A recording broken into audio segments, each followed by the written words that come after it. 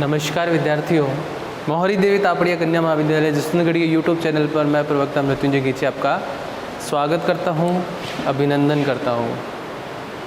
विद्यार्थियों, जैसा कि आपके सामने बोर्ड पर आप देख पा रहे हैं, हम बीए थर्ड ईयर के सिलेबस में जो टॉपिक दिया हुआ है मराठा शक्ति, आंग्ल मराठा संघर्ष एवं पराभव, उसकी बात कर रहे हैं। आज इस वीडियो में जो है वो मराठा और अंग्रेज़ों के बीच में संघर्ष की बात करेंगे। विद्यार्थियों, इसके लिए जो है आपको मराठा और पेशवाओं से संबंधित जानकारी पिछले वीडियो में दी जा चुकी है। उम्मीद करता हूँ कि आपने वह जानकारी जो है पढ़ी है और आप उससे अवगत हैं।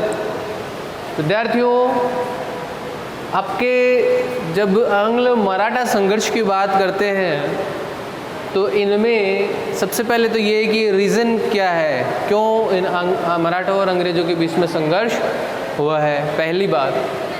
दूसरा ये कि आंग्ल मराठा युद्ध जो है वह कितने हुए, तो आपके सामने ये मैंने लिखे हैं ताकि समय जो है वह खराब ना हो। आंग्ल मराठा संघर्ष 3 है। प्रथम आंग्ल मराठा युद्ध 1775 से 1782, द्वितीय आंग्ल मराठा युद्ध 1803 से 1806 और तृतीय आंग्ल मराठा युद्ध 1817 से 1818। विद्यार्थियों, विशेष बात यह है, आपके सामने कुछ संधियां भी लिखी हैं, जिनमें सूरत की संधि 6 मार्च 1775, बड़गांव की संधि 29 जनवरी 1789, सालबाई की संधि 1782, बसीन की संधि 1802 और ग्वालियर की संधि। तो कुछ संधियां जो है वह भी लिखी हैं। तो जाहिर सी बात है कि दो पक्षों में जब संघर्ष हो रहा है तो ये संघर्ष संधियों से समाप्त हो रहा है। पहली चीज़ ये क्लियर हो जानी चाहिए। दूसरा कि अब संघर्ष के पीछे कारण क्या रहे हैं, तो कारण ये रहे हैं कि मराठा शक्ति जिसकी हम बात कर रहे थे, जो कि शिवाजी के समय में उत्कर्ष हुई थी और शिवाजी के पश्चात जो है बिखर सी गई, जिसमें शिवाजी के पुत्र संभाजी के बाद में जो है राजा राम, शिवाजी द्वितीय, शाहू, इस प्रकार जो है सब मराठा साम्राज्य का भी विस्तार रुक सा गया। और इसके पश्चात जो है वह पेशवाओं का उत्थान हुआ। पेशवाओं में जो है हमने नाम आपको बताए हैं और उनकी तिथियां भी बताई हैं। सबसे पहले स्थापना बालाजी विश्वनाथ के बाद में बाजीराव प्रथम के बाद में बालाजी बाजीराव, जिसके समय पानीपत का तृतीय युद्ध हुआ है। और उसके पश्चात माधव राव, इसके पश्चात नारायण राव और इसके पश्चात जो है माधव नारायण और फिर शिवाजी द्वितीय। विद्यार्थियों, इसमें शुरुआत जब हम करेंगे तो सबसे पहले ये देखेंगे कि पानीपत के युद्ध से मराठा शक्ति जो बिखर सी गई थी, और पानीपत पढ़ाते समय मैंने आपको बताया था कि अब ये स्थिति क्लियर हो गई थी कि भारत के अंदर कोई एक भी ऐसी शक्ति नहीं थी जो पूरे भारत को केंद्रीकृत करके रख सके।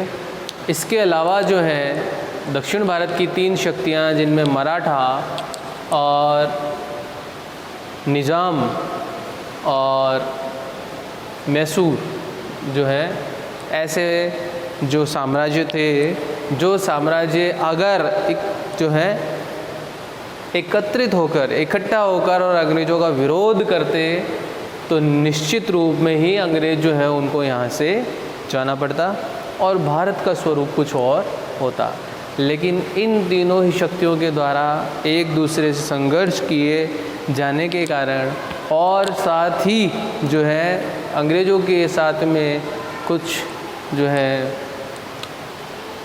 संधियां, जिनको आप जो है वह लालची स्वरूप में भी कह सकते हैं कि लालची स्वरूप में आकर और कुछ ऐसी संधियां की गई, और जिन संधियों के चलते जो है इनमें एकता नहीं आ पाई, और एकता नहीं आने के चलते जो है भारत जो है वह अंग्रेज़ों का गुलाम बन गया, अधीन हो गया।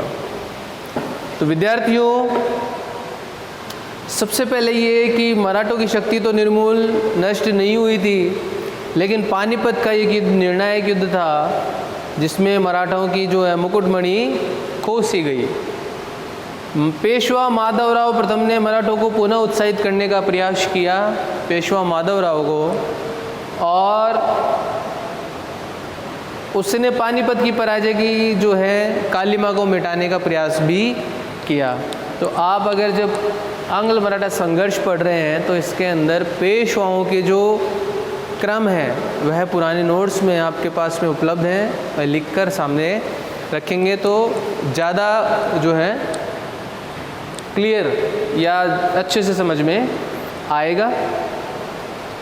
पेशवा माधवराव प्रथम के नेतृत्व में मराठा पुनः इतने ही उत्साहित बन गए थे जितने पानीपत के युद्ध के पूर्व में थे, किंतु ऐसे पेशवा माधवराव प्रथम जिसकी 1772 में मृत्यु हो गई और मराठा शक्ति जो है वे एक बार पुनः कमज़ोर सी पड़ने लग गई। तो इनका समय जब आप देखेंगे तो माधव राव का समय देखना होगा आपको, और उसके समय के बाद में आप ये देखेंगे कि मराठा शक्ति पूरी तरह से कमज़ोर सी पड़ने लग गई। आप जो है 1772 में भारत के राजनीतिक रंगमंच पर केवल दो ही शक्तियाँ मराठा और अंग्रेज जो है वह संघर्ष करने के लिए बची थी, और फलस्वरूप दोनों ही शक्तियों में संघर्ष आरंभ हुआ और मराठा निरंतर पराजित होने लगे। दूसरी ओर देखेंगे तो आप बात कर रहे हैं 1775 की, ठीक है। इससे पीछे का बैकग्राउंड थोड़ा देखेंगे तो आप देखेंगे कि अभी तक की मुख्य घटनाओं में क्या क्या घटित हो चुका है। मुख्य घटनाएं,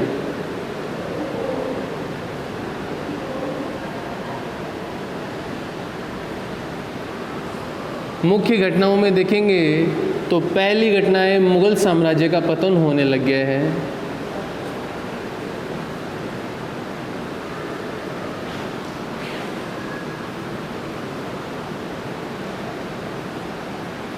दूसरी घटना देखेंगे मराठा साम्राज्य का भी पतन होने लग गया है। तीसरी घटना देखेंगे तो अफ़गानी आक्रमण इसमें हो रहे हैं, और अफ़गानी आक्रमणों में पानीपत थर्ड ये घटित हो चुका है। समय है इसका 1761 ईस्वी में, और इसी के साथ जो है चौथी घटनाएं पेशवाओं का उत्थान और फिर जो है पतन। ये मुख्य घटनाएं कब की हैं? हम 18वीं सदी के भारत की बात कर रहे हैं।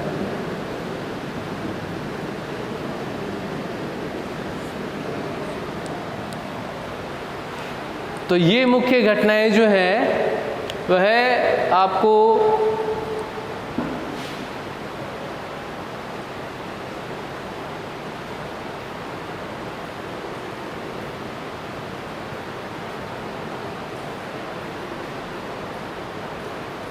ये मुख्य घटनाएं जो हैं वह आपको ये दर्शाएंगी कि तत्कालीन समय की परिस्थितियाँ किस प्रकार की रही है। और अब दूसरी ओर परिदृश्य में देखेंगे तो इसी समय मुगल साम्राज्य के पतन की बात करेंगे तो 1707 के बाद मराठाओं का पतन की बात करेंगे तो शिवाजी के बाद पानीपत का हमने बात कर ली, उत्थान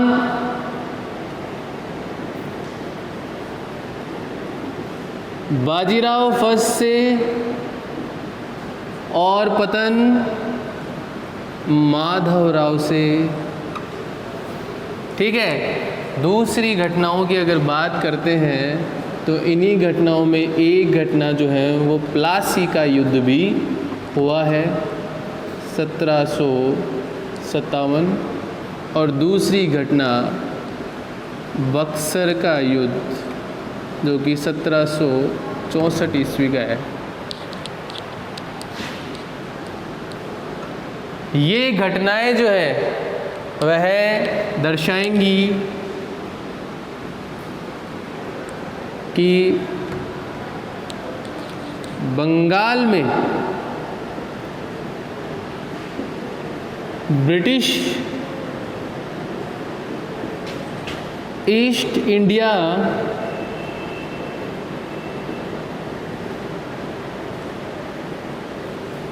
कंपनी जो है, बंगाल में ब्रिटिश ईस्ट इंडिया कंपनी जो है, बंगाल में ब्रिटिश ईस्ट इंडिया कंपनी जो है वह स्थायी हो चुकी है।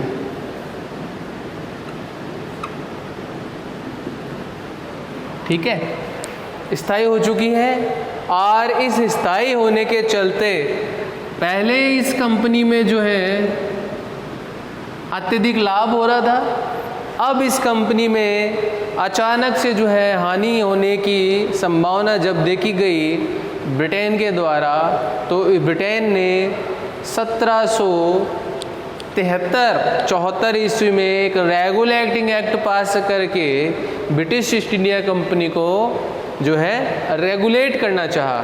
तो ईस्ट इंडिया कंपनी को रेगुलेट करने के लिए 1773, कहीं कहीं ये डेट 1774 भी मिलती है, रेगुलेटिंग एक्ट पारित किया। रेगुलेट का मतलब होता है नियमित करना, कंट्रोल करना, और इस रेगुलेशन की आवश्यकता क्यों पड़ी ये हम अधिनियम में पढ़ेंगे, तब उस समय इसका जिक्र करेंगे। आज केवल इस घटना से इन युद्धों पर क्या प्रभाव पड़ रहा है उसकी जिक्र करेंगे। तो रेगुलेटिंग एक्ट के द्वारा बम्बई और मद्रास प्रेसिडेंसियों पर गवर्नर जनरल का नियंत्रण स्थापित हो गया। मद्रास और बम्बई प्रेसिडेंसी पर गवर्नर जनरल का नियंत्रण स्थापित हो गया, जो पर्याप्त और अस्पष्ट था, पर्याप्त नहीं था और अस्पष्ट था। और इसी के चलते दक्षिण भारत की शक्ति मराठा जो है वह इसीलिए इनसे संघर्ष करने के लिए आतुर हो रही है, क्योंकि हम पीछे भी देख चुके हैं कि ये जो है ये साम्राज्य विस्तार करने वाली शक्तियों में गिनी गई है। और बम्बई प्रेसिडेंसी के गवर्नर की स्वतंत्र प्रवृत्ति के कारण जब मराठों पर कंट्रोल करने की कोशिश की गई तो अंग्रेज़ों को मराठों से संघर्ष करना पड़ा। और ये संघर्ष के जो कारण है वह कारण आंग्ल मराठा युद्ध के अगर कारण की चर्चा करते हैं, कारण यहाँ चर्चा करेंगे पतन की। कारण क्या है? कारण यह है कि अंग्रेज जानते थे कि दक्षिण में मुख्य रूप से 3 शक्तियाँ हैं, निजाम, मराठा और हैदर अली, और तीनों शक्तियाँ अगर अंग्रेज़ों के विरुद्ध हो जाएंगी तो अंग्रेज़ों को यहाँ से भारत छोड़ना पड़ सकता है। दूसरा, दक्षिण की इन तीनों शक्तियों में मराठा सर्वाधिक महत्वाकांक्षी और जो है मराठा सर्वाधिक महत्वाकांक्षी थे और साम्राज्यवादी थे। तीसरा, दक्षिण भारत के पश्चिमी तट पर अपने पैर फैलाने के लिए सालसेट, बसीन और गुजरात का एरिया अंग्रेज़ों को अपने कंट्रोल में करना आवश्यक था। और विशेष बात यह है कि ये एरिया जो है वह मराठों के अधिकार में था। तो आप जो है एक नक्शे के माध्यम से भी इसको समझने का प्रयास करेंगे।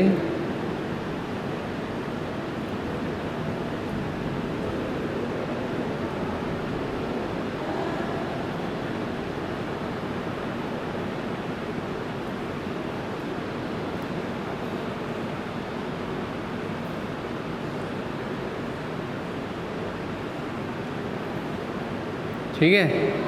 और ये राजस्थान वाला भाग, ये गुजरात वाला भाग, और ये वाला हिस्सा जो है वो महाराष्ट्र वाला है, MH, ठीक है। तो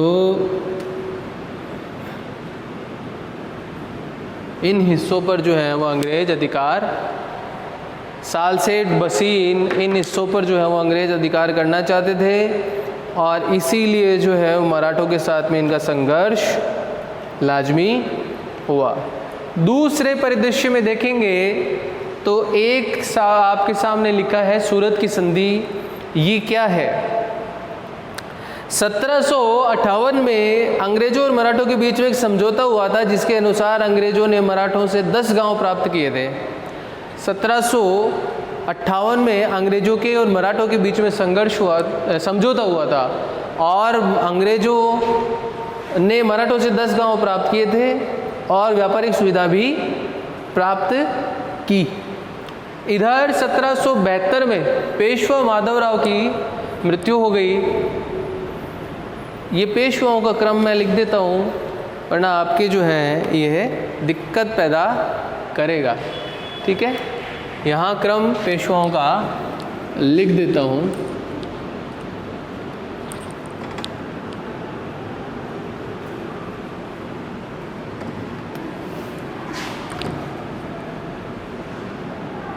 पेशवा,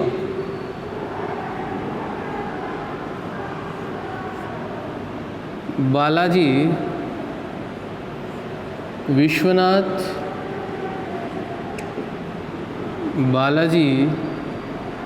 बाजीराव फर्स्ट,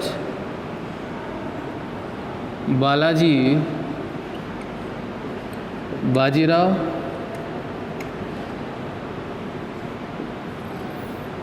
माधवराव, नारायण राव और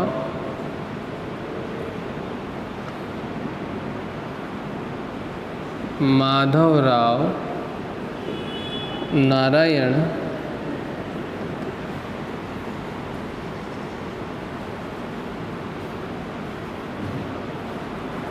बाजीराव सेकंड। तो क्रम जो है हमने लिख दिया, बालाजी विश्वनाथ, बाजीराव फर्स्ट, बाजीराव, माधवराव नारायण राव, माधवराव नारायण, बाजीराव सेकंड, ठीक है। यह क्रम जो है, अब इसकी चर्चा करेंगे तो आप जो है इसको अच्छे से समझ पाएंगे कि 1772 में 1772 में माधवराव की मृत्यु के पश्चात उसके जब कोई संतान नहीं थी, तो नारायण राव पेशवा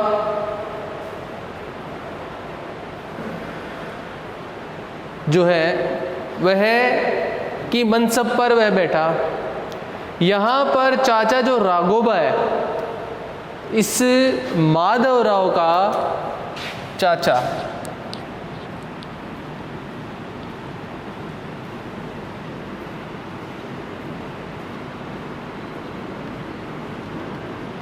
जो इतिहास में रघुनाथ राव के नाम से भी जाना गया है, माधवराव का चाचा राघोबा या रघुनाथ राव जो है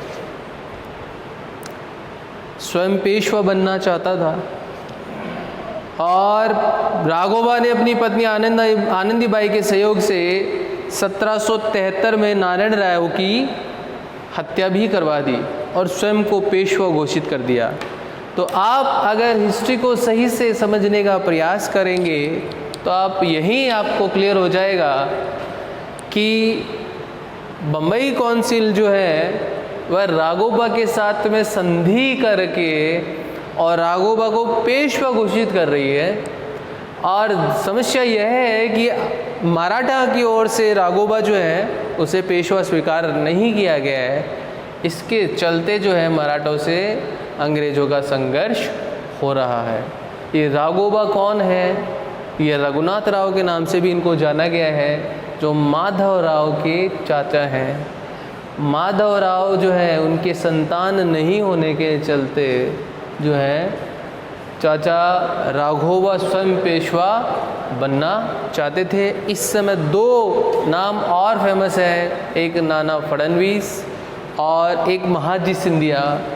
ये दोनों ही पक्ष जो है अगर इकट्ठा होकर और पेशवाओं की ओर से संघर्ष करते तो अंग्रेज़ों को जो है इसमें सफलता हासिल नहीं होती, लेकिन इनके भी स्वार्थ के चलते, वर्चस्व की जो है होड़ के चलते जो है ये दोनों इकट्ठा न होकर और अंग्रेज़ों से संघर्ष नहीं कर रहे हैं।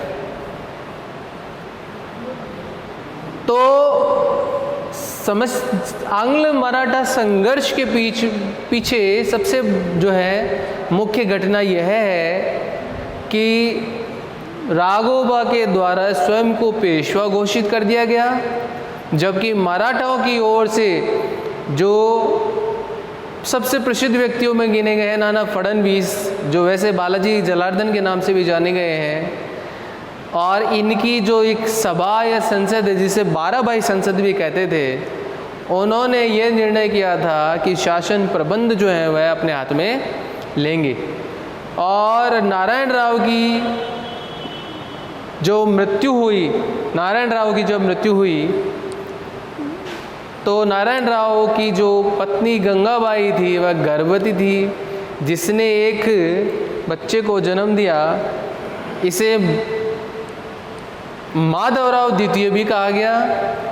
संरक्षक जो समिति है या जिसका नाम 12 भाई संसद में बता रहा हूँ, इसने माधवराव द्वितीय को पेशवा घोषित किया, जबकि राघोबा ने जो है इस परिस्थिति का फ़ायदा उठाना चाहा और स्वयं को पेशवा घोषित किया। तो इस संघर्ष के पीछे जो है वह प्रमुख घटना यह है कि नारायण राव के पुत्र माधव राव सेकंड के द्वारा जो कि अभी अल्पवयस्क है उसको पेशवा बनाया जा रहा है मराठों की ओर से, और राघोबा जो है वह अंग्रेज़ों से संधि करके जो है पेशवा पद को हासिल करना चाह रहा है। और इस जो है संधि के तहत जो है राघोबा बम्बई की काउंसिल से मिल रहा है। ये संधि इतिहास में सूरत की संधि कही जाती है। तो जब आप आंग्ल मराठा संघर्ष की बात करेंगे तो सबसे पहले तो आपके जो है जहन में पेशवाओं का क्रम होना चाहिए। पेशवाओं के क्रम के पश्चात उनकी तिथि आपको ध्यान में होनी चाहिए। और सबसे पहली घटना जो सूरत की संधि है, जो इसका प्रमुख कारण है, इसके बारे में भी आपको जानकारी होनी चाहिए। अब सूरत की संधि क्या है? सूरत की संधि के तहत अंग्रेज राघोबा को पेशवा बनने में मदद करेंगे। राघोबा कंपनी की बम्बई शाखा को बसीन साल सेठ और गुजरात के प्रदेश दिलवाएगा। जो ये प्रदेश है, इन प्रदेशों पर अंग्रेज अपना अधिकार करना चाह रहे हैं और इस अधिकार से अंग्रेज जो है वह व्यापार का विस्तार करेंगे। इसलिए राघोबा पेशवा बनने के बाद में सालसेट बसीन वाले इलाके अंग्रेजों को सौंपेगा। राघोबा की सुरक्षा के लिए 2500 अंग्रेज सेना पूना में रखी जाएगी, महाराष्ट्र में, ताकि राघोबा को मराठों की ओर से खतरा पैदा नहीं हो। और जिसका खर्च 1.25 यानी कि लगभग 1.25 लाख रुपए वार्षिक के हिसाब से राघोबा कंपनी को अदा करेगा, जिस सेना का खर्चा। अपनी सुरक्षा के बदले राघोबा कंपनी की बम्बई शाखा को 6 लाख रुपए भी देगा और राघोबा पूना से कोई शांति समझौता नहीं करेगा अंग्रेजों की बिना परमिशन के। तो यह जो है संधि जो सूरत के अंदर हो रही है, इसलिए सूरत की संधि कहला रही है। और ये संधि जो है, अब आपके सामने एक प्रश्न आएगा कि सूरत में क्योंकि इस इलाकों में जो है वो विशेष मराठों का जो है वर्चस्व रहा है, तो अंग्रेज़ जो है इनसे राघोबा भागकर अंग्रेज़ों से बम्बई की शाखा से जो है यही मिल रहा है और गवर्नर से संधि की पेशकश कर रहा है। और संधि की जो शर्तें हैं उनका जिक्र मैंने अभी आपके सामने किया है। तो विद्यार्थियों, सबसे मुख्य घटना यह है, आप इस घटना के पश्चात जो है जब मैंने आपको पहले ही कहा है कि मराठों की ओर से पेशवा पद के लिए राघोबा को स्वीकार नहीं किया गया है, तो अंग्रेज़ों की ओर से जब उसे पेशवा का पद दिए जाने का प्रस्ताव रखा जाएगा तो इन दोनों के बीच में संघर्ष होना लाजमी है। तो सूरत की संधि के बाद बम्बई सरकार ने राघोबा की सहायता के लिए सेना भेजी और 18 मई 1775 अंग्रेज़ और मराठों के बीच में अरास नामक स्थान पर युद्ध हुआ। तो 18 मई 1775 डेट यहाँ पर जो है आप लिख लेंगे। 18 मई 1775, स्थान अरास, एक तरफ अंग्रेज है और दूसरी ओर मराठा है, इन दोनों में संघर्ष हो रहा है।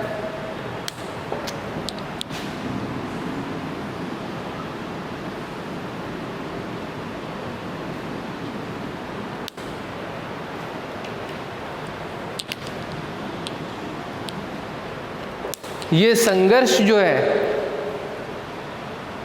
इसमें मराठे पराजित हो रहे हैं, ये पराजित हो रहे हैं, ठीक है। मराठे पराजित हो रहे हैं और अंग्रेज जो है वो सालसेट पर अधिकार कर रहे हैं।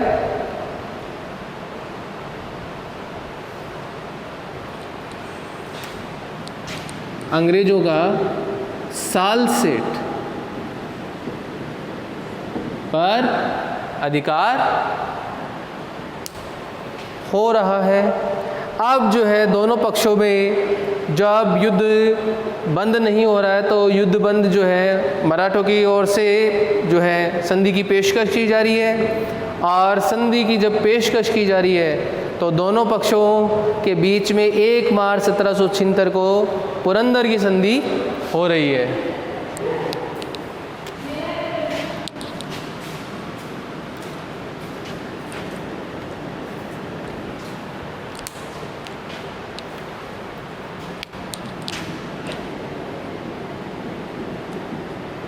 पुरंदर की संधि, और इस संधि के चलते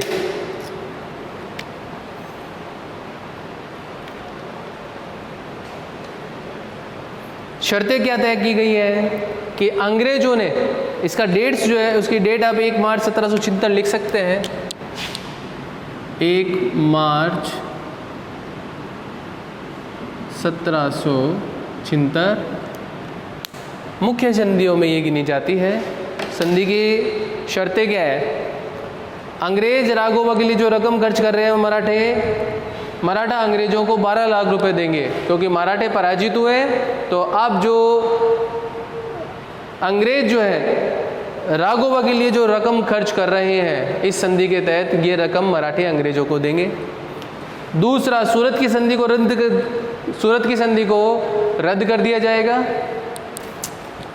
और मराठों ने राघोबा को 3,15,000 रुपये वार्षिक पेंशन देना स्वीकार कर लिया कि राघोबा को पेंशन दी जाएगी।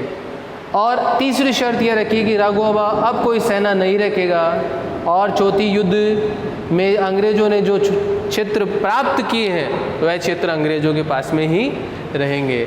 तो पुरंदर नामक स्थान पर जो है ये संधि हो रही है। विद्यार्थियों, ये शब्द जो है वह पहले भी आप सुन चुके हैं। पुरंदर की संधि इतिहास में जो बहुत महत्वपूर्ण मानी गई है वह 1667 की है, जो कि शिवाजी और मिर्ज़ा राजा जयसिंह के मध्य हुई थी। और इस संधि से शिवाजी को जो है पकड़ लिया गया था और जयपुर भवन में, आगरा में कैद कर लिया गया था। ये मिर्ज़ा राजा जयसिंह औरंगजेब की ओर से नियुक्ति किए गए प्रमुख सेनापति या सिपह सालार थे। तो इतिहास में ये संधि बहुत महत्वपूर्ण है। दोबारा ये संधि 1 मार्च 1876 को हो रही है। नाम जगह का पुरंदर है, इसीलिए जो है पुरंदर की संधि कह रहे हैं। तो अगर पुरंदर की संधि से संबंधित प्रश्न आए तो 2 बार पुरंदर की संधि हुई है। एक बार शिवाजी के और औरंगजेब के मध्य, दोबारा मराठा और अंग्रेजों के मध्य। ये ध्यान में रखेंगे। ठीक है, इस संधि के पश्चात। तो मराठा शक्ति आंग्ल मराठा संघर्ष में पहले देखा सूरत की संधि से जो है राघोबा को जब अंग्रेजों ने जो है पेशवा घोषित किया, तब मराठे या बाराभाई संसद जो है जो माधवराव द्वितीय को पेशवा मान रही थी, वह रघुनाथ राव को पेशवा नहीं मान रही, और अंग्रेजों और मराठों के बीच में संघर्ष हुआ। संघर्ष में मराठा पराजित हुए, अंग्रेजों ने सालसेट का एरिया ले लिया जो कि गुजरात की और महाराष्ट्र की सीमा की तरफ है, और ये जो है पुरंदर की संधि से युद्ध समाप्त हुआ। और इस संधि के चलते अंग्रेजों के जो है वर्चस्व में बढ़ोतरी हुई और मराठों की शक्ति कमज़ोर पड़ी और मराठों को आर्थिक नुकसान भी झेलना पड़ा। तो विद्यार्थियों, आज के वीडियो में पहला आंग्ल मराठा संघर्ष, उससे पहले वाली संधि है और उसके बाद वाली संधि हमने देखी है। एक एक युद्ध के बाद में एक एक संधि है, और अंततः मराठा इससे जो है इन युद्धों के बाद में टूट जाएंगे और अंग्रेज पुनः अपने वर्चस्व से और भी अधिक विस्तार करेंगे और भी अधिक शोषण करेंगे। बहुत सिंपल है। विद्यार्थी कहते हैं कि ये टॉपिक जो है वो समझ में नहीं आता, बहुत कॉम्प्लिकेटेड है। कॉम्प्लिकेटेड इसीलिए लग रहा है क्योंकि आपको ये याद नहीं होते, इनका क्रम याद नहीं होता, इनकी तिथियाँ याद नहीं होती है। जब इनकी तिथियाँ और क्रम याद होंगे तो आप एक एक घटना को जो है इनके साथ में रखो, चीज़ें एकदम जो है क्लियर दिखाई देगी। तो सूरत की संधि से आंग्ल मराठा संघर्ष, क्योंकि जब आप अगर कंपटीशन एग्जामिनेशन में कहीं इन प्रश्नों को सॉल्व करते हैं तो इनमें मिलान वाली जो है प्रश्न आते हैं। जैसे आरएस कंपटीशन में अगर आप बैठते हैं तो उसमें एक तरफ संधियाँ दे देंगे और एक तरफ युद्ध दे देंगे। अब आपको मिलान करना होगा कि कौन सी संधि से कौन सा युद्ध समाप्त हो रहा है। उस समय आपको ये तिथियाँ जो है वह ध्यान में रखनी आवश्यक होगी। तो उम्मीद करता हूँ आपको ये आज की वीडियो में समझ में आया होगा। इसके बाद में जो है अगला टॉपिक नेक्स्ट वीडियो में देखते हैं। धन्यवाद। वीडियो को अगर आपने पसंद किया है तो इसे लाइक कीजिए, सब्सक्राइब कीजिए, शेयर कीजिए, और साथी सहपाठियों को भी महाविद्यालय के यूट्यूब चैनल से जोड़ें। पढ़ते रहिए साथ साथ में। धन्यवाद।